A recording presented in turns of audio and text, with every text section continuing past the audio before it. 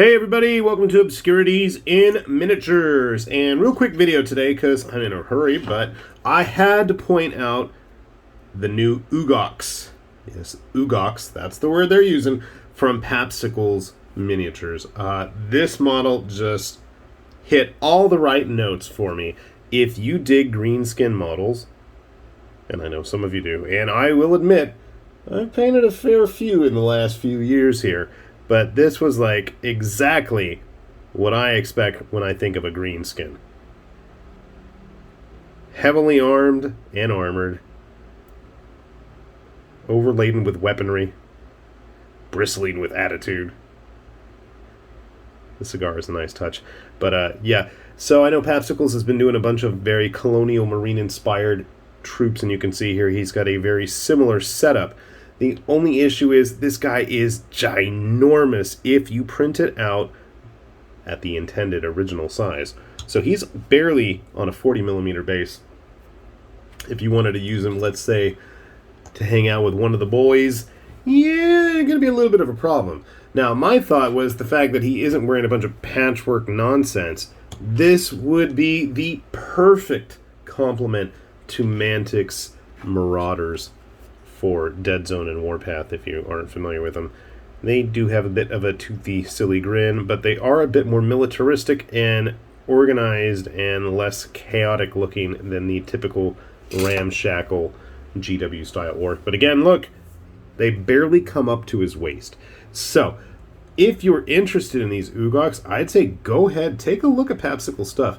They've been really knocking it out of the park lately with their 80s and 90s action film inspired models, and I gotta say the last batch of armored mecha droids that they did were some of the most anime-esque models I have seen in some time. Unfortunately, I gave them all to Sparkle Trout, and I have yet to see a finished one. Hint, hint. If you want to pass one back my way, we could have had them today, but no. So anyway, one of the cool things is, so this was like the squad leader dude. Was a single piece. He did have a special base, but it wasn't super fantastically fabulous. I just didn't print it out yet. And unfortunately, the plastic FEP sheet, or whatever you call it, at the bottom of my printer, it was on its last legs, and it had been so reliable, but thankfully I had one last sheet.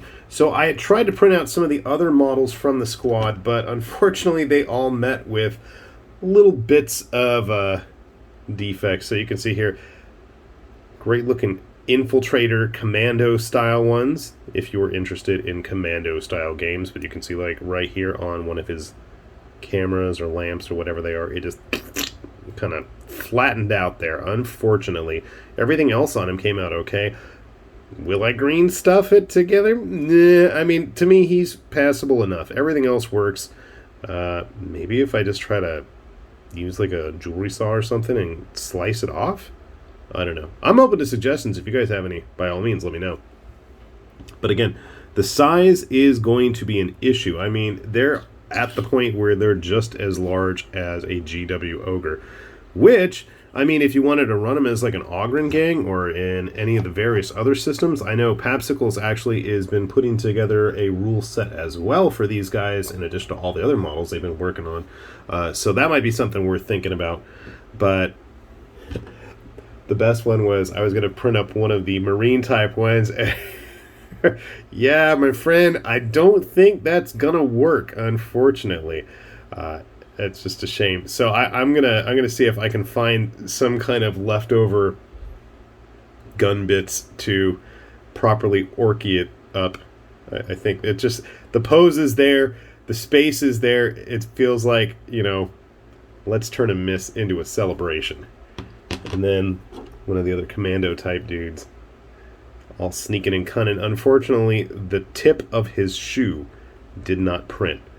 I don't know why. I really don't know why. I just, weird issues. Changed the film today, everything flawless.